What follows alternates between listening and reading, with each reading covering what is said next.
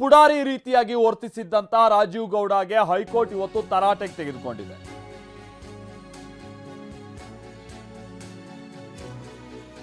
FIR ರದ್ದು ಕೋರಿದ್ದಂತ Rajiv ಗೌಡಗೆ high court ಚಾಟಿ ಬೀಸಿದೆ.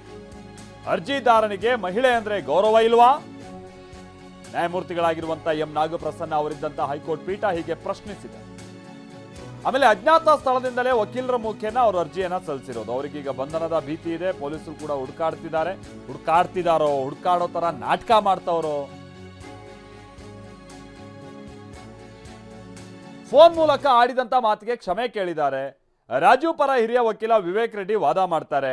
BNS section 132 ಈ ಕೇಸ್ನಲ್ಲಿ ಅನ್ವಯಿಸೋದಿಲ್ಲ ಅಂತ ವಿವೇಕ್ ರೆಡ್ಡಿ ಅವರು ವಾದವನ್ನ ಹೂಡ್ತಾರೆ. ಪೌರಾಯುಕ್ತಗೆ ಬೆದರಿಕೆ ಹಾಕಿದ್ದ ವಿಚಾರವಾಗಿ ಹೈಕೋರ್ಟ್ ಒಂದು ಹಂತಲ್ಲಿ ಗರಂ ಆಗುತ್ತೆ ಕೂಡ. ಏನ್ ಮಹಿಳೆಯರಂದ್ರೆ ಗೌರವ ಇಲ್ವಾ ನಿಮಗೆ? ಇಂಥ ಮಾತುಗಳನ್ನೆಲ್ಲ ಆಡೋಕೆ ಹೆಂಗ್ ಸಾಧ್ಯ? ಒಮ್ಮೆ ಮಾತನಾಡಿದ್ರೆ ವಾಪಸ್ ಪಡೆಯೋಕೆ ಆಗೋಲ್ಲ. ನಿಯಂತ್ರಣ ಇಲ್ಲದ ನಾಲ್ಗೆಯೇ ಎಲ್ಲವನ್ನು ಹಾಳು ಮಾಡಬಲ್ಲದು. ನೀವು ಕ್ಷಮೆ ಕೇಳಿದ್ರು ಒಡೆದಿರುವಂಥದ್ದು ಒಂದಾಗೋದಿಲ್ಲ ಅಂತ ಕೋರ್ಟ್ ಇವತ್ತು ಬಹಳ ಚಾಟಿ ಬೀಸ್ತು. ಇದಕ್ಕೆ ಇವ್ರಿಗೆ ಮಾತ್ರ ಅಲ್ಲ, ಇದೆಲ್ಲ ರಾಜಕಾರಣಿಗಳು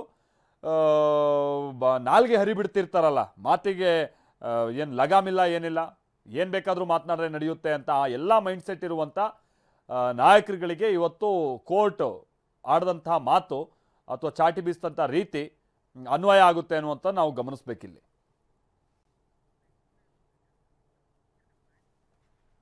ಸೊ ನಾವಿಲ್ಲಿ ನೋಡ್ತಾ ಇದ್ವಲ್ಲ, ಕೋರ್ಟ್ ಹೇಗೆ ಚಾಟಿ ಬೀಸ್ತು ಅನ್ನುವಂಥದ್ದಕ್ಕೆ ಬಹುಶಃ ಈಗ ಆದೇಶವನ್ನು ಕಾಯ್ದಿರಿಸಲಾಗಿದೆ.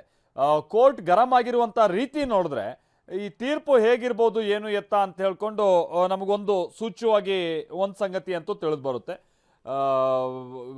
ಎಫ್ಐಆರ್ ರದ್ದು ಕೋರಿ ಸಲ್ಲಿಸಲಾಗಿದ್ದಂಥ ಅರ್ಜಿಗೆ ಸಂಬಂಧಪಟ್ಟಾಗಿ ನಾವು ವಿಚಾರಣೆ ನಡೆಸುವಂಥ ಸಂದರ್ಭದಲ್ಲಿ ನಿಮಗೆ ಮಹಿಳೆಯರಂದ್ರೆ ಗೌರವ ಇಲ್ವಾ? ಒಮ್ಮೆ ಮಾತನಾಡಿದ್ರೆ ಅದನ್ನು ವಾಪಸ್ ಪಡೆಯೋದಕ್ಕೆ ಆಗೋದಿಲ್ಲ. ಹೌದಪ್ಪ, ಈಗ ಅವರು ಪರ ವಕೀಲರು ಹೇಳ್ತಾ ಇದ್ದಾರೆ ಸಾರಿ ಕೇಳಿದರೆ ಮಾಧ್ಯಮಗಳ ಮುಖೇನವಾಗಿ ಅಂತ. ಆದರೆ ಸಾರಿ ಕೇಳಿದ ತಕ್ಷಣ ಒಡೆದು ಹೋಗಿರುವಂಥದ್ದು ಸರಿ ಹೋಗ್ಬಿಡುತ್ತಾ ಅಂತನೂ ಕೋರ್ಟ್ ಪ್ರಶ್ನೆ ಮಾಡಿದೆ. ಫೋನ್ ಮೂಲಕ ಆಡಿದಂಥ ಮಾತಿಗೆ ಕ್ಷಮೆ ಕೇಳಿದ್ದಾರೆ. ರಾಜೀವ್ ಪರ ಹಿರಿಯ ವಕೀಲ ವಿವೇಕ್ ರೆಡ್ಡಿ ವಾದ ಮಾಡ್ತಾರೆ.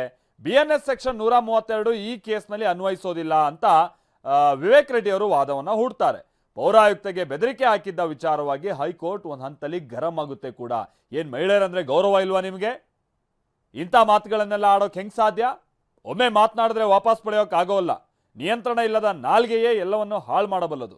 ನೀವು ಕ್ಷಮೆ ಕೇಳಿದ್ರು ಒಡೆದಿರುವಂಥದ್ದು ಒಂದಾಗೋದಿಲ್ಲ ಅಂತ ಕೋರ್ಟ್ ಇವತ್ತು ಬಹಳ ಚಾಟಿ ಬೀಸ್ತು. ಇದಕ್ಕೆ ಇವ್ರಿಗೆ ಮಾತ್ರ ಅಲ್ಲ, ಇದೆಲ್ಲ ರಾಜಕಾರಣಿಗಳು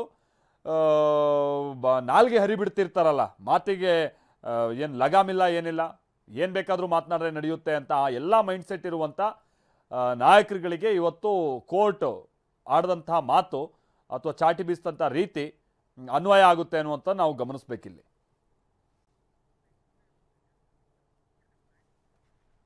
ಸೊ ನಾವಿಲ್ಲಿ ನೋಡ್ತಾ ಇದ್ವಲ್ಲ, ಕೋರ್ಟ್ ಹೇಗೆ ಚಾಟಿ ಬೀಸ್ತು ಅನ್ನುವಂಥದ್ದಕ್ಕೆ ಬಹುಶಃ ಈಗ ಆದೇಶವನ್ನು ಕಾಯ್ದಿರಿಸಲಾಗಿದೆ. ಕೋರ್ಟ್ ಗರಂ ಆಗಿರುವಂಥ ರೀತಿ ನೋಡಿದ್ರೆ ಈ ತೀರ್ಪು ಹೇಗಿರ್ಬೋದು ಏನು ಎತ್ತ ಅಂತ ಹೇಳ್ಕೊಂಡು ನಮಗೊಂದು ಸೂಚ್ಯವಾಗಿ ಒಂದು ಸಂಗತಿ ಅಂತೂ ತಿಳಿದು ಬರುತ್ತೆ. ಎಫ್ಐಆರ್ ರದ್ದು ಕೋರಿ ಸಲ್ಲಿಸಲಾಗಿದ್ದಂಥ ಅರ್ಜಿಗೆ ಸಂಬಂಧಪಟ್ಟಾಗಿ ನಾವು ವಿಚಾರಣೆ ನಡೆಸುವಂಥ ಸಂದರ್ಭದಲ್ಲಿ ನಿಮಗೆ ಮಹಿಳೆಯರಂದ್ರೆ ಗೌರವ ಇಲ್ವಾ? ಒಮ್ಮೆ ಮಾತನಾಡಿದ್ರೆ ಅದನ್ನು ವಾಪಸ್ ಪಡೆಯೋದಕ್ಕೆ ಆಗೋದಿಲ್ಲ. ಹೌದಪ್ಪ, ಈಗ ಅವರು ಪರ ವಕೀಲರು ಹೇಳ್ತಾ ಇದ್ದಾರೆ ಸಾರಿ ಕೇಳಿದರೆ ಮಾಧ್ಯಮಗಳ ಮುಖೇನವಾಗಿ ಅಂತ. ಆದರೆ ಸಾರಿ ಕೇಳಿದ ತಕ್ಷಣ ಒಡೆದು ಹೋಗಿರುವಂಥದ್ದು ಸರಿ ಹೋಗ್ಬಿಡುತ್ತಾ ಅಂತನೂ ಕೋರ್ಟ್ ಪ್ರಶ್ನೆ ಮಾಡಿದೆ.